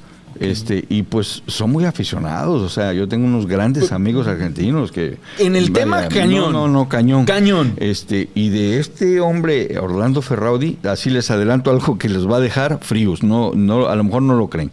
Para empezar, él estaba pescando en el Río de la Plata, ya ves que el Río de la Plata, Argentina, es un río, y dice que pues iba en su yatecito chiquito y estaba pescando, cuando en eso ve una nave que baja, y va relacionado a la raza que nos está preguntando el amigo. Bajan y salen unos seres rubios,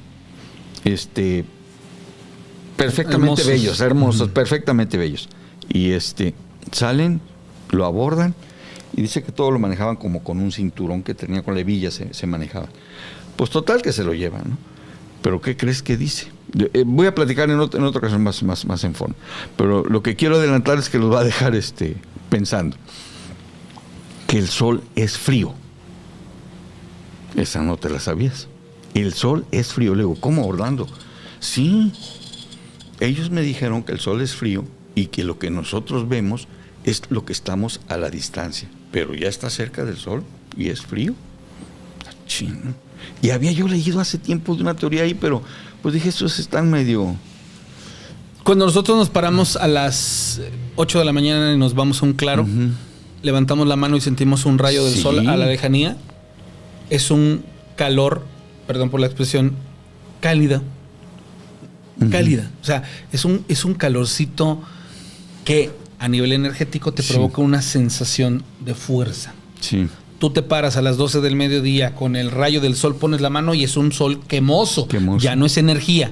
Ya ahí lo que tú sientes, lo que ahí tú sientes ya es un factor de hostigamiento. Correcto. En el que dices, me quito. Pero lo que te provoca el rayo del amanecer, no amanecer, no, de un 9 de la mañana, los famosos baños de sol.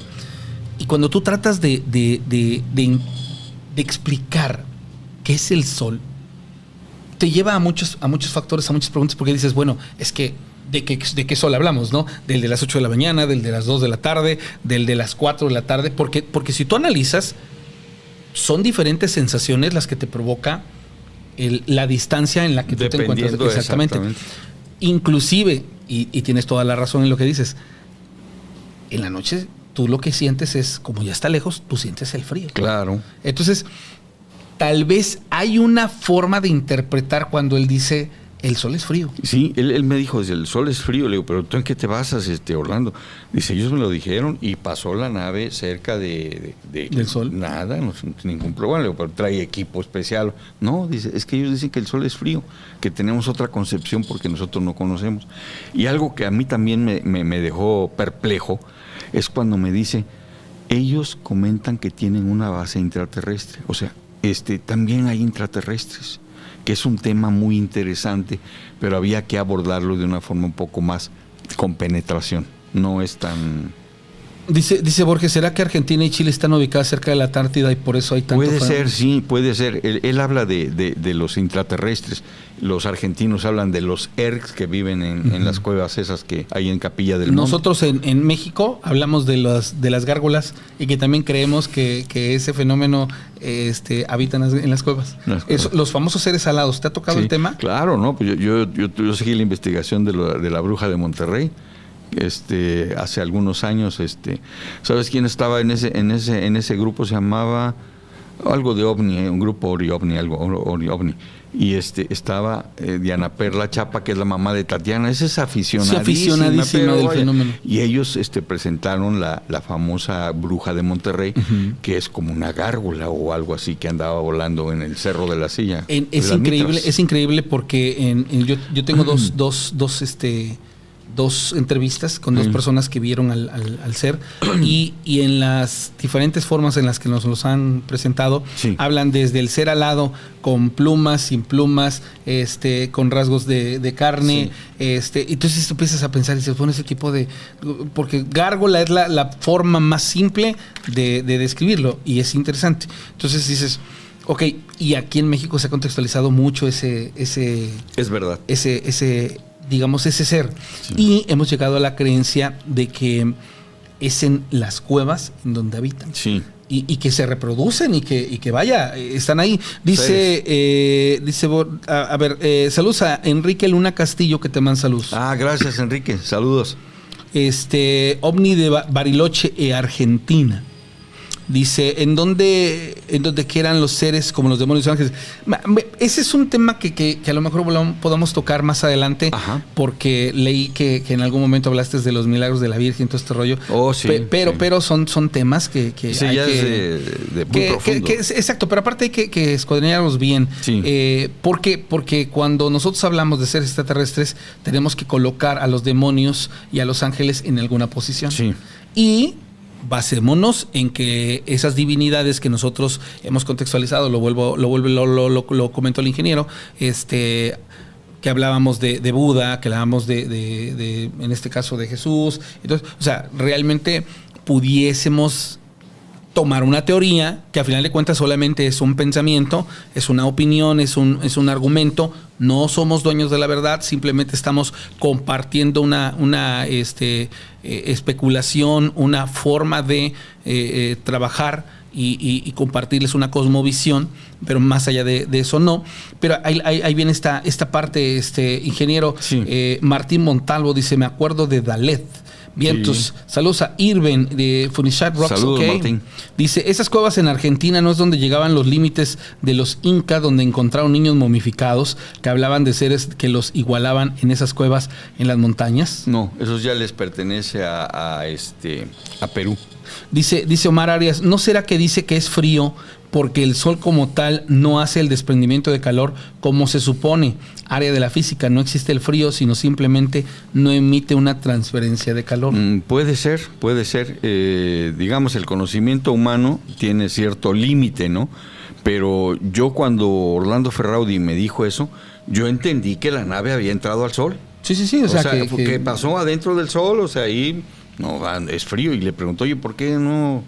Pues frío, aquí no. Pudiese ser una reacción, ¿no? Una reacción de su, digámoslo así, su capa de ozono en contacto con el elemento vacío. Sí, puede ser también. O sea, no les pasa nada, pero sí le... Que nosotros nos han visualizado, porque sí es cierto, o sea, si nosotros, por ejemplo, queremos pensar el sol que nos han presentado, que es una bola incandescente, dices, bueno, pero espérame, si en el hablemos del espacio, si en el espacio no hay oxígeno, y el fuego que necesita para arder, oxígeno, pues ¿cómo te explicas esas llamas, no? O sea, a final de cuentas es parte de... Dice, cuando hablamos de la muerte en una persona que se convierte en energía, se le conoce como el cuerpo etérico, pero este es uno de los 7 cuerpos del ser humano. Bueno, acuérdate que ahí entraríamos en una etapa de reencarnación, ¿no? Uh-huh. De vidas sucesivas. Claro. Que los hindús, pues hablan de, creo que más de 12 o 15 vidas sucesivas en los hindús. Es interesante. Esto me lo comparte el Arquiviveros. Vea la imagen, ingeniero. Es un discoide con ventanas. Ese tipo de no sé si es correcto decir construcción. Artefacto. Este artefacto, ¿por qué usted piensa que está convergido? Bueno, ¿por qué así? ¿Por qué utilizan discoides? Sí. Exacto, no, pero aparte, ¿por qué ventanas por todos lados? Sí. Si recuerdan, les mencioné que estos platillos circulan en un sistema que nosotros le llamamos rotatorio, como un dínamo, y generan a la vez su propia energía. Electromagnetismo. Se han hecho las pruebas los humanos donde pones un objeto y viaja solito y se da vuelta y vuelta y vuelta. Y no alcanza una velocidad. Y no necesita ningún combustible. Entonces, por eso utilizan. Yo creo que para transferirse por las dimensiones, puede ser que ellos utilicen ese sistema. Fíjate, qué interesante. Voy a hacer un comentario. Cuando me contactó la nave en forma de boomerang, obviamente es una nave de diseño más avanzado que un discoide, pero yo dije lo siguiente, fíjate. O sea, también ahí llegué a la conclusión de que se mueven por dimensiones. Yo dije, no puede ser que esa nave haya esperado 10 o 11 meses para aparecerse. O sea, esos entran y salen de las dimensiones. Y luego, ¿te acuerdas de un tal Billy Meyer? Ajá, sí, escuchaba. Billy Meyer era un suizo que fue contactado. Entonces, la misma nave aparece en 1970, el diseño como el que me mostraste. Y aparece en 2024 o 2023. Esta foto que te mostré es del 29 de agosto del 2023 en Bochil, Chiapas, y la foto es de Sammy Robles. Pero es el mismo diseño. Sí. Que dijéramos aquí en la Tierra, ¿qué no va a cambiar de modelo? Ajá. O sea, si aquí estamos acostumbrados... Porque hay una evolución, ¿no? Y ahí no, porque viajan en dimensiones. O sea, para ellos se das de cuenta que no un tiempo, a lo mejor una hora y están en el otro lado y regresan. O sea, el tiempo y espacio es distinto. Es correcto, es lineal. Ajá, tendría todo el sentido hablar de un tiempo lineal, que me espantaría porque esas personas no tienen la concepción del tiempo como nosotros. No. O sea, nosotros nos medimos en nacer, crecer, reproducirnos y morirnos. Así es. Ellos ciclo. No. Sí, exactamente, nosotros somos ciclos. Dice, existen algunos rumores donde se decía que la tecnología militar trató de replicar algunas naves extraterrestres, diseños parecidos. Sí, quien utilizó eso fue Hitler. Se llamaba Beryl, la energía que ellos utilizaron, pero no desarrollaron las velocidades que tenían los ovnis. Pero Hitler anduvo metido en eso. Es más, Hitler estuvo con un grupo, o mandó un grupo cerca de la India. Ahí decían que había un portal muy grande donde entraban o salían los ovnis. Fue poquito antes de la Segunda Guerra Mundial. Y dicen que pues salió, creo que hasta el embajador de la India diciendo que pues sí había mucha actividad, que entraban y salían algunos objetos, o en este caso naves, pero Hitler mandó a investigar porque lo que dije al principio, quieren obtener la tecnología de los de arriba para poderla aplicar aquí, pues a lo mejor en la guerra. Sí, tiene todas las... Sí, pero Hitler sí hizo diseños, hay ¿cómo se llama? Hay modelos. Dice, es dentro de la diversidad de pensamiento. Carla Altajona dice, en lo personal, yo no creo en ovnis ni extraterrestres como se les conoce o se define. Pienso que sí existen drones gigantes que inventó el hombre norteamericano específico, hombres especiales para entrar a todos los cielos y espacios del universo. Como seres que quieren saber e investigar lo que hacen los países del mundo. ¿Podemos responder? Sí. Mira, yo creo que a Carla, con todo el respeto que te mereces, yo te haría la siguiente pregunta. ¿Cuándo empezaron a desarrollarse los drones gigantes?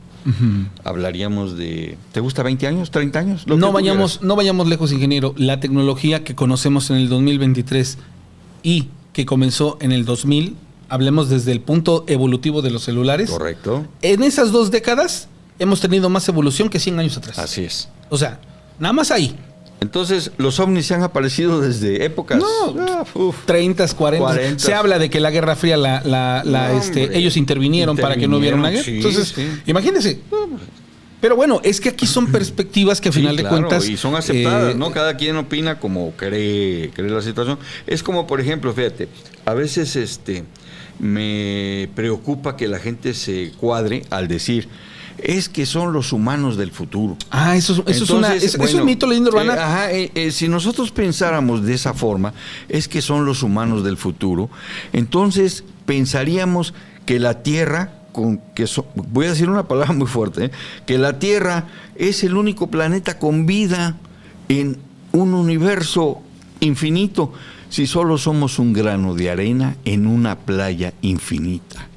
Entonces, en serio se los digo, hay infinidad de razas y vida en otros planetas. No, y yo creo que es inconmensurable la palabra, inconmensurable. No tenemos ni idea. Pero basémonos en algo tan simple, de verdad. Coloquen ustedes una cantidad de agua en un balde y colóquenle un par de elementos más y vean ustedes la evolución que ahí ocurre. Entonces, si nosotros podemos ver algo tan simple ahí, ¿por qué cerrarnos a no dimensionar lo que habría dentro del contexto que podríamos albergar? Ahora bien, hay muchos factores que resultan ser muy, muy interesantes por diferentes circunstancias, pero ahí le va una cosa, ingeniero, que se ha contextualizado y que le hemos hablado y que le hemos trabajado, pero más allá de eso viene una parte, digámoslo así,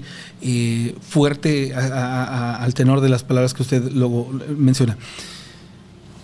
Y lo reitero, el ser humano, tradicional, convencional, cualquiera, no está acostumbrado a cuestionarse las cosas. Bajo una ley que con el Arqui lo hemos platicado y siempre es gustoso decírselos, sí. Y él lo platica y dice, al ser humano le es más fácil aceptar que pensar.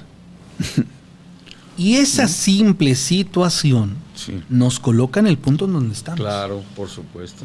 Ahí nos deja, ¿no? Dice Diceo, pregunta para el ingeniero, ¿hay extraterrestres y alienígenas? No, la palabra alienígena es fuera de la Tierra, alien. Y extraterrestre también es fuera de la Tierra, es el mismo significado. Dice Borges, hay una pintura muy famosa de hace cientos de años, creo que es una representación de la Virgen en la que se ve representada una nave extraterrestre. Sí la conozco, sí es cierto, debe ser como de 1450 más o menos esa pintura. ¿Qué Virgen? No recuerdo cuál es, pero fue en Italia, la pintaron en Italia.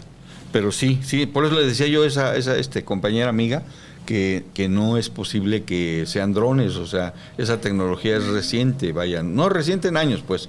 Pero dice Ethan Chévere, ingeniero, ¿qué piensa del cine que presenta películas sobre los seres extraterrestres? ¿Cree que tengan influencia? Aquí yo hago una acotación de un comentario que hicieron arriba, que es muy real, creo que lo hizo Borges. Y es verdad, o sea, la mejor manera de ocultar algo es ponerlo a la vista de todos. Sí. Es real. Dice, la rueda del Sansara, de la reencarnación del Buddha-Dharma, habla del 777 reencarnaciones para alcanzar el estado del budismo, el iluminado, quienes ya lo lograron, como Gautama, Buda, el Maestro Jesús, Maitreya, el avatar de la nueva era, el conde de Saint Germain y muchos más. Sí, hay muchos. Ahí, por ejemplo, si nosotros lo pudiéramos contextualizar, ¿usted qué cree? Yo opino yo opino lo siguiente, René, mira, hay dos vertientes desde mi muy particular punto de vista, claro. Uno, la procedencia puede ser fuera de la Tierra para estas personas sobredotadas de una inteligencia superior. Y la segunda es que puedan ser híbridos con un desarrollo mental de más del 15%. Acuérdate que lo que se maneja en el humano es entre el 12 al 15, pero una persona que tuviera un desarrollo de el 50, no sé, no sabemos de qué puede ser capaz. Teletransportarse, no sé. Nosotros lo hemos dicho. Es un tema interesantísimo. Lo hemos dicho en dos argots. Sí. La programación en la neurolingüística le permitió a un amigo, escúchelo bien, a un amigo apasionado por el factor del hipnotismo, leyendo libros, sin ninguna clase de nada, leyendo libros, aprender a hipnotizar. No, hombre. Y yo he sido testigo de las veces que él, obviamente, se siente que es una persona que está o sea, como que llegando llegando al nivel. Pero lo ves, o sea, lo ves como algo que ahí viene, pero no se alcanza a digámoslo así, abrir completamente. Pero a mí me sorprendió su manejo del poder mental que logró por medio de una programación neurolingüística leyendo libros. Interesante. Y de pronto dices, verte, güey, o sea, dice, le voy a cambiar el nombre, van a ver. Y empieza a hacer ahí sus movimientos. Sí, y pum, pa, vamos, duerme. Y te vas a despertar y ya no te llamas Juana, te llamas Petra. 3, 2, 1, pum, despierta. Petra, sí, bueno. Sí, los duerme. ¿Cómo? Sí. ¿No? Oye, amiga, tengo el video, se lo voy a mostrar. Sí, tengo el video. Sí. Y le dice, ¿cómo te llamas? Me llamo tal. No, ¿tú te llamas tal? No, me llamo tal. Les hago una promesa. La próxima vez que venga el ingeniero, les voy a bajar ese video. Gracias. Porque lo tengo en redes sociales. Sí, interesante. Y te lo voy a poner. ¿Por qué? Porque no es un artista. O sea, no es alguien mediático. Es un ser humano como usted y como yo, que hoy en día se dedica a lo que menos imaginan, pero por medio de la lectura alcanzó eso. Dice, ¿qué opina de Pakal, el astronauta? Oh, excelente pregunta. Viví en Villahermosa hace algunos años. De hecho, allá vive mi hija, la mayor. Y, no, hombre, es algo sorprendente. Yo desde que conocí la tumba de Pakal, a mí todavía me tocó bajar cuando daban permiso de bajar los escalones para estar al frente de la tumba. Ahora ya, como ya ves que se deteriora y eso prohibieron. Pero, mi muy particular punto de vista, siempre lo voy a decir, Pakal fue un rey que desarrolló la cultura de los mayas de una forma tremenda en Palenque, pero ese monolito que hicieron, está grabado, nos muestra un ser, obviamente un maya, pero no está ni sentado, no está ni dormido, no está, si ya falleció, como los ponían en un tipo féretro. Pakal para mí es un astronauta. Tiene unos tubos en la parte de la nariz que le llegan como si fuera oxígeno. Las manos están encorvadas tocando una especie de palancas. Y si observan los pies, los tiene en movimiento como pedales. Pero lo más interesante es que en la parte de atrás de su cintura se ve como si estuviera sostenido por un cinturón o un arnés, lo cual significa que Pakal, para mí, lo que quisieron representar y es que realmente sí era un ser de arriba. Pero déjame hacer un pequeño comentario. Esa tumba, cuando yo investigué, porque he ido unas 5 o 6 veces, me encanta ir ahí, la construyeron después de enterrar a Pakal. O sea, no hicieron la tumba y luego lo bajan y no, enterraron a Pakal y fueron construyendo con la finalidad de que nadie lo encontrara. Fue fortuito el encuentro y lo dice no recuerdo el apellido del investigador del INA, que dice que estaba en la parte superior de la pirámide y vio unos hoyos, pero ellos pensaban que eran para las antorchas, porque ya ves que se veían de lejos.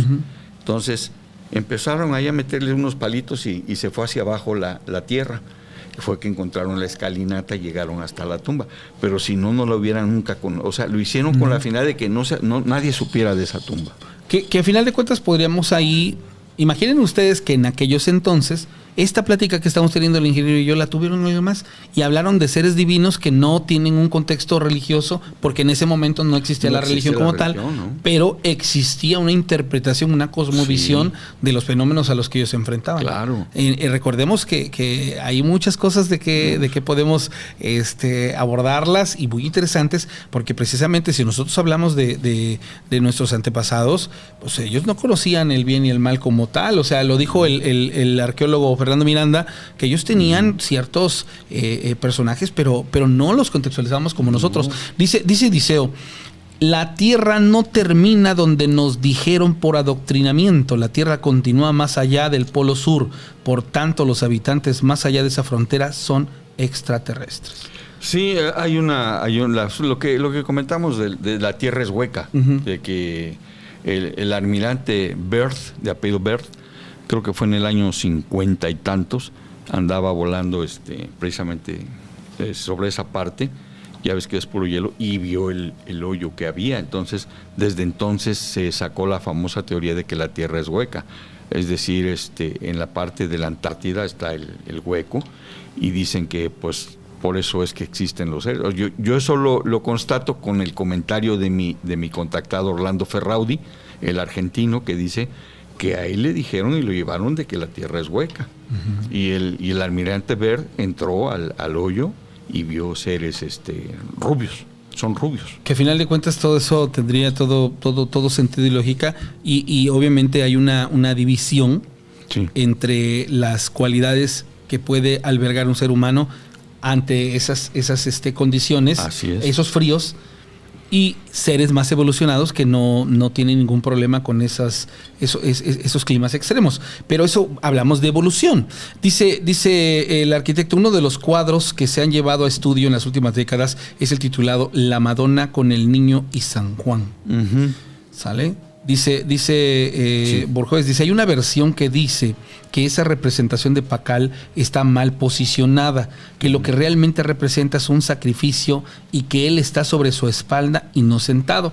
No, yo hablo con propiedad porque conozco la tumba y conozco el monolito. Ya estuvo ahí, ¿no? Hay algo más, para la persona que está haciendo el comentario, hay algo más fuerte que les voy a decir. Pakal no fue enterrado como se acostumbraba a los mayas. Pakal fue enterrado en un sarcófago, tipo como los egipcios. Uh-huh. Y esa costumbre no se tenía conocimiento pues aquí en América. No se ha encontrado una sola tumba en forma de sarcófago aquí en América. No tendría relación. No hay, ¿no? Pues bueno, sí, porque ¿sabe algo? Sí. Yo siempre he creído que los yucatecos son asiáticos. Son asiáticos.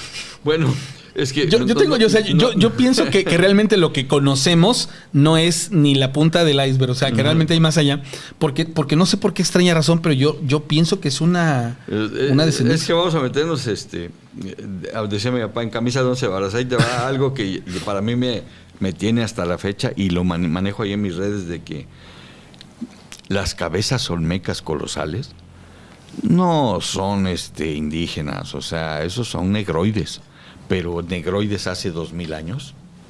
Y ahí están las cabezas, o sea, nadie. Y le dices a un arqueólogo del INAH, y dice, por ejemplo, no, es que es indígena, nada más que ustedes distorsionan los rasgos. No, y ninguna es igual, tienen rasgos diferentes, son 17 las que se han encontrado, pero son negroides.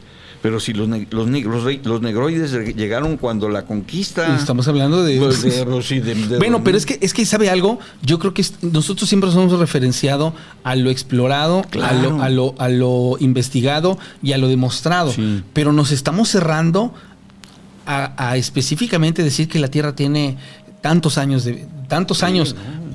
Pero yo no lo puedo creer. No. Yo no lo puedo creer.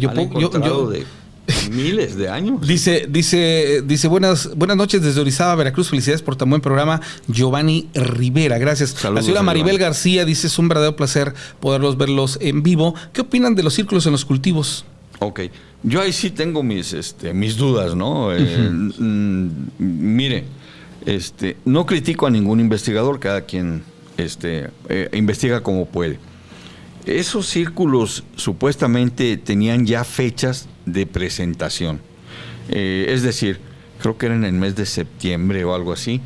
Y luego empezaron a hacer viajes turísticos porque ya venían los nuevos círculos. Uh-huh. Entonces yo dije, ¿quién les avisa que van a hacer nuevos círculos ahí en Inglaterra? Uh-huh. Y otra de las cosas que me llamó poderosamente la atención fue el hecho de que en Inglaterra, en el lugar donde salen, la gente los ve como X, o sea, no tienen tanta importancia. Yo sí te puedo decir algo. O sea, no descarto, pero uh-huh, no me convence, pues. Mira, entendamos una cosa, y eso te lo platico porque sí, mi amigo Benny, huatusqueño, sí, no es cierto, de conejos de más adelante, conejos, bueno, él es un Totutla. ¿Lo conoces entonces? No, pero por el lugar.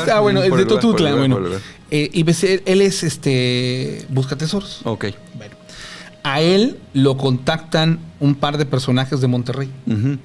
y le piden que los lleve a unas cuevas que están ahí en Totutla, en donde encontraron vestigios de la revolución, inclusive hasta independentistas, o sea, encontraron balas de cañón, cosas antiguas. Entonces ellos van. Hay una teoría, la del Blue Beam, que nos habla de que quieren meternos la idea de que siempre hemos tenido conexión y todo este rollo. Bueno, pero déjamelo de lado. Pero a él le toca ser testigo de cómo estos changos que vinieron de Monterrey con una excursión y que trajeron gente, siembran 2 máscaras de tintes y características extraterrestres, pero ellos las siembran. Sí. Y se las llevan, las hacen públicas, se hace un boom. Ellos se pelean, terminan vendiendo las máscaras en una lanísima en Estados Unidos, pero al final de cuentas acaban eso. Pero a mi amigo Benny le toca ser testigo de cómo manipulan esas situaciones. Estoy exactamente en esa línea con ciertas cosas que nos han presentado como, digamos, como hechos, parte de... ¿Por qué? Porque al final de cuentas, si algo tiene el ser humano es que sobrevive. Sí. Y a veces no le importa utilizar la mentira. Engaña. Y es un material que al final de cuentas, pues bueno, nos ha provocado una incertidumbre. Sí. Pero si hay una línea que seguir. Yo, después de lo que me dijo Benny, cada que me topo con un sistema, con una situación así, sí trato de llevarla dijera con el arquitecto a un punto de veras que no nos quede una la menor duda. La menor duda, porque realmente a veces uno cae en eso que nosotros pregonamos. Sí. Preferimos aceptar que pues te voy a platicar de un lugar que se llama Ojuelos, Jalisco. Okay. Y hay un tal Nacho Icaza, que ya lo tuve. Nacho Icaza. Nacho Icaza, lo tuve en el programa hace tiempo. Uh-huh. Pero cuando lo entrevisto, empezaron a salir, no sé si te tocó ver figuras extraterrestres, pero por pastos, o sea, yo decía, ¿qué onda? Encuentran en Ojuelos, Jalisco, estas figuras extraterrestres. Y ya veo yo las formas y le ponen así como los grises y dándoles una fruta de cacao y ya, caray. Y lo empiezo a entrevistar y me doy cuenta que son artesanos de Ojuelos, Jalisco, que hacen el proceso que te dice tu amigo, las embarran ahí de lodo y todo, y era una venta. Ahora las compras por medio de Mercado Libre en internet. Mira, te voy a decir una cosa. Eso sí no se vale. Ve al Museo de Coscomatepec. Ajá. Y a mí me llevó Charlie y encontramos una máscara que parecía la de Pacal. Y nosotros se preguntamos, oiga, y le dijimos al del museo, oiga, ¿qué onda? No. Le dijimos al arqueólogo Fernando, oiga, esa, hombre, no, esa máscara la encontró, esa la llevaron, sí. Y eso, pero vieras la máscara, qué bonita.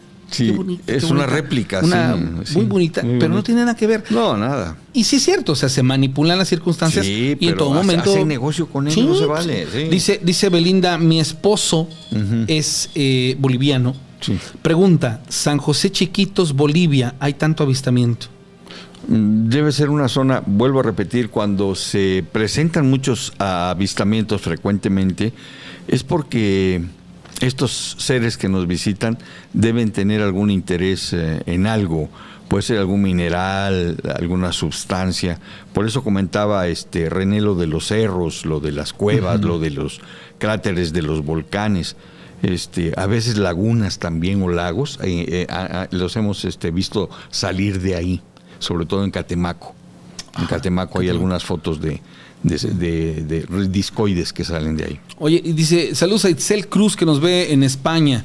Muchas gracias. Saludos, a la gente que nos está mirando. Diana Bustamante, ya te había dado el saludo. Dice, mi abuelo en paz descanse, dice Daniel Luna, nos platicaba que cuando él era niño, un día apareció un gringo en el pueblo, en San Juan del Río, cerca de Sonora, de donde mi abuelo era originario. Lo curioso es que mi abuelo cuenta que el gringo traía un uniforme militar muy sucio y un casco que parecía sartén. Dice que venía muy alterado y desconcertado y se dieron cuenta que era un americano, porque el hombre venía hablando inglés. Dice que tuvieron que traer a la maestra del pueblo que hablaba inglés y que logró traducir un poco. Nos dijo la maestra, y que lo poco que le entendió al hombre, que él estaba en el frente de la guerra en Alemania y que lo único que recordaba era un haz de luz blanca y después despertó en el pueblo. Mi abuelo dice que este gringo murió al día siguiente y que al pueblo llegaron los militares americanos por el cuerpo del hombre. pero imagínate. No. Ay, cabrón. Pues una qué interesante, ¿no? ¿Qué hace un gringo? Bueno, entendamos, ¿no? Él estaba en la guerra en Alemania. Ajá. Y pum, un haz de luz y luego apareces en un pueblo en México. Fíjate que, bueno, ya nos metemos un poco a lo paranormal. Uh-huh. Hace tiempo entrevisté a una persona aquí en Córdoba, pero bueno, digo paranormal porque son casos diferentes, ¿no? De lo extraterrestre. Decía que de donde está el Hotel Bello, uh-huh, en alguna ocasión él andaba caminando por esa zona. Uh-huh. Y le digo, ¿y qué pasó? No, dice, pues había una tienda de esos que venden ropa, pero era como un pasillo. Y había unas chicas que me estaban atendiendo ahí. Me dijeron, pase para que vea los pantalones y eso. Uh-huh. A él no se le hizo raro y se metió y vengo mañana porque ahorita no traigo dinero, pero mañana vengo y compro. Porque sí me gustó. Dice que al otro día, en el mismo lugar, ya no estaba el puesto ese de ropa hacia adentro. Aquí fue en el centro de Córdoba. Ahí, por ejemplo, es como haber vivido. ¿Crees en los fenómenos de cuando tú te encuentras en situaciones de dimensiones paralelas? O sea, sí. Que de pronto tú no tienes conciencia de por qué. Nosotros llamamos tiempos perdidos. Ajá. Sí los hay, ¿eh? Sí los hay. Una vez también otro colega de amigo de Orizaba, porque teníamos gente también de Orizaba en el grupo, dice que una vez pasó la caseta de Fortín y de repente entró. ¿La volvió a pasar? No, entró así como que en un relax. Dice, cuando me di cuenta, ya estaba yo entrando a Orizaba. O sea, tuvo una pérdida de tiempo de minutos a lo mejor. Ajá. Pero cómo llegó ni supo. Sí, te entiendo esa parte. Dice, ¿recuerdan el caso de Sergei Panomarenko en el 2006 que fotografió un ovni en el año 1950? Un caso muy interesante. Me suena por el apellido Sergei, sí. No estoy muy bien relacionado de ese caso, pero sí por el apellido Sergei, sí. Dice Ismael Ortiz, en 1992 en Río Blanco, en la colonia agraria, aparecieron unos... Ok, es lo que mencionábamos hace ratito. Que sí fue real, ¿eh? Ismael, sí, fue una situación real. Oye, le mando saludos a Beth, que está conectada, y bueno, pues a todos los que llegaron hasta esta parte del programa, no nos queda más que decirles gracias por haber compartido con nosotros tantos mensajes y tantas intervenciones muy interesantes, gente que me da mucho gusto saber que hay mucho apasionado del fenómeno, pero un apasionado documentado, un apasionado real, que lo que nos ha compartido ha nutrido muchísimo esta colaboración, este programa.